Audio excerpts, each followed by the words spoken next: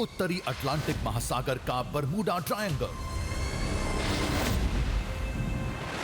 3 कोनों में सिमटे इस रहस्यमय संसार को आज तक कोई नहीं समझ पाया।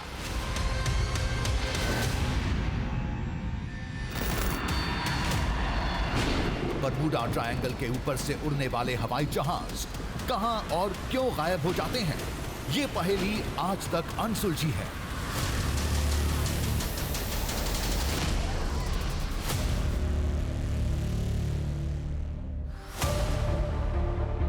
अब रुख करते हैं भारत का। चलते हैं हिमाचल प्रदेश के एक छोटे से कस्बे रोहांडा के एक पहाड़ पर।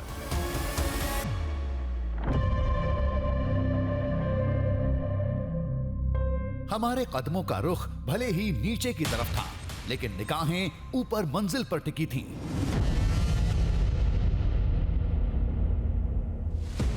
ग्यारह 11,000 फीट की ऊंचाई पर जहां है भारत का बरमूडा ट्रायंगल।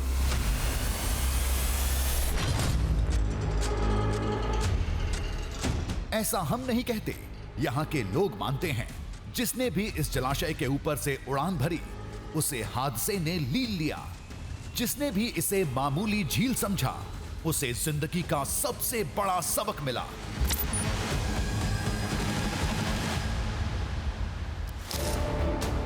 उसके ऊपर से कोई हेलीकॉप्टर प्लेन कुछ नहीं उड़ सकता है? एक नहीं। एक बार वहाँ से क्रॉस हो रहा था, गवर्नर जी जा रहे थे कुल्लू साइड, वो पीछे क्रैश हो गया था।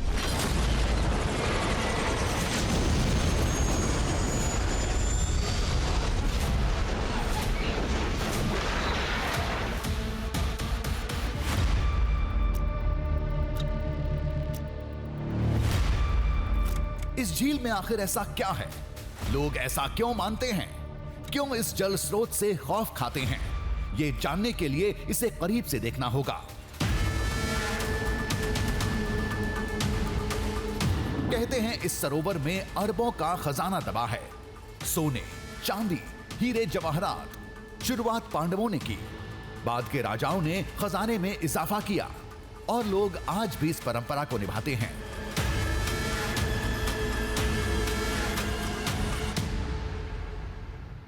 आप क्या बता रहे थे, उसके रक्षक क्या है? उसके रक्षक खुद नाग देवता है, कमू नाग। उसको झील में नहीं कोई जा सकता अंदर उसके लिए। झील के अंदर बोलते हैं कि कितना वो है संपत्ति। हाँ, कोई अंदाजा नहीं है, उसका कोई अंदाजा नहीं है। उनका पड़ा रहता, जो भी होगा उसमें जा सकता उसी में।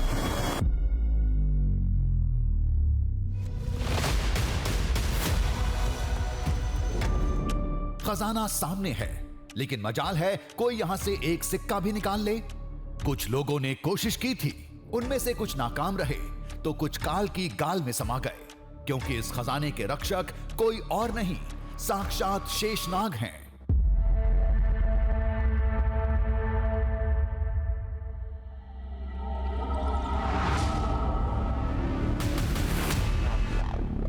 वो मर गए हो सारे जो थे चोर ना। वो मर गए हो अभी सारे, उनको पता नहीं लगा ना। फिर बाद में उनको पता लगा था, वो टोली को लगता पीछे पता परिवार। कहते हैं इस झील में एक अलौकिक शक्ति का वास है। वो शक्ति देवता की इस प्रतिमा से है। स्थानीय लोग इन्हें कमरू नाग कहते हैं। महाभारत ग्रंथ में इन्हें बर्बरीक नाम से जाना जाता है और बाहर की दुनिया खाटू श्याम नाम से पुकारती है, जिनके कटे सिर की अलौकिक शक्ति आज भी इस झील में जिंदा है।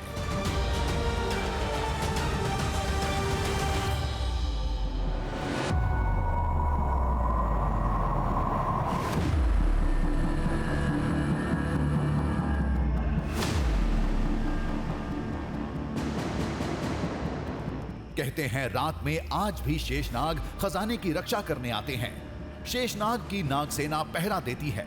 उस दौरान यहां कुछ होता है, कुछ ऐसा जिस पर विश्वास नहीं होगा, लेकिन माना यही जाता है कि वो घटना ही कलयुग के इस शक्तिशाली देवता की अपार शक्ति का साक्ष्य है।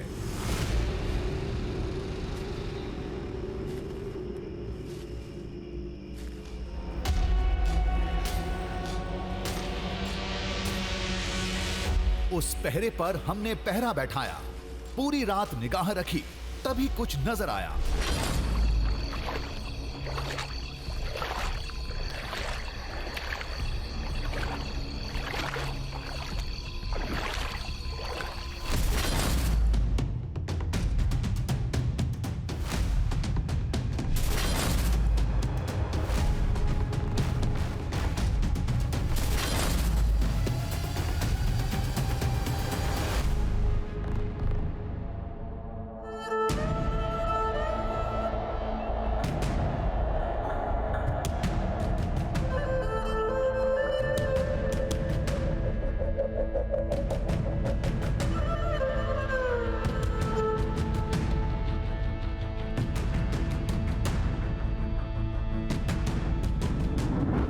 ये कहानी शुरू हुई थी हिमाचल प्रदेश में एक छोटे से कस्बे रोहांडा से।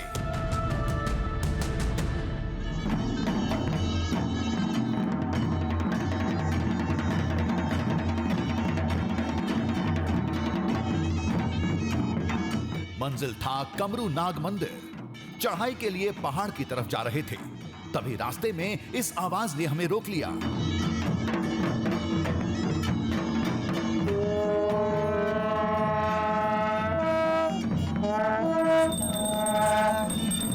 पूछने पर पता चला इस जगह का नाता भी कमरू नाग से ही था।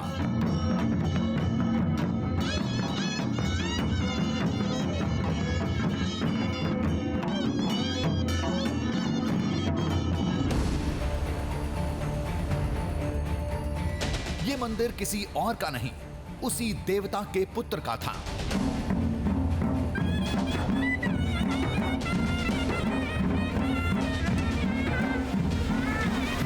जब आप रोहांडा से ऊपर चढ़ते हैं तब आपको कमरू नाग जी के दर्शन होते हैं, लेकिन रोहांडा में ही उनके जो ज्येष्ठ पुत्र हैं, जिन्हें देव बाला टीका कहा जाता है, उनका वास है, उनका निवास है। और जिस स्थान पर इस वक्त हमें, जहाँ पर तमाम पूजा पाठ चल रही है, ये वही स्थान है जहाँ उन्हें बाला टीका नाम मिला था।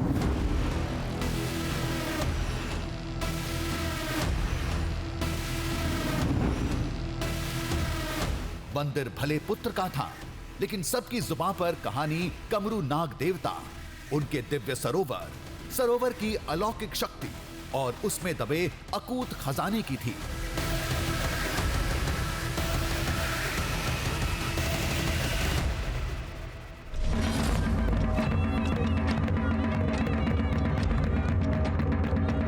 स्थानीय तौर पर अब उस जगह की पहचान बारिश के देवता के तौर पर सीमित हो चुकी है।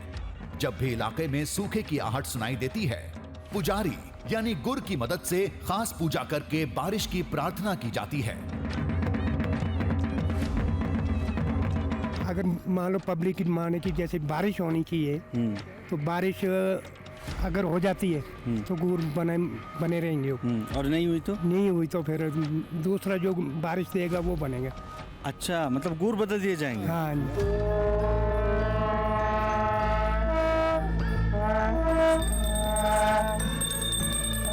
आखिर ये कमरू नाग देवता हैं कौन? इस सवाल के जवाब में हमें जिसकी कहानी सुनने को मिली, पौराणिक ग्रंथों में उन्हें बर्बरीक बताया गया है।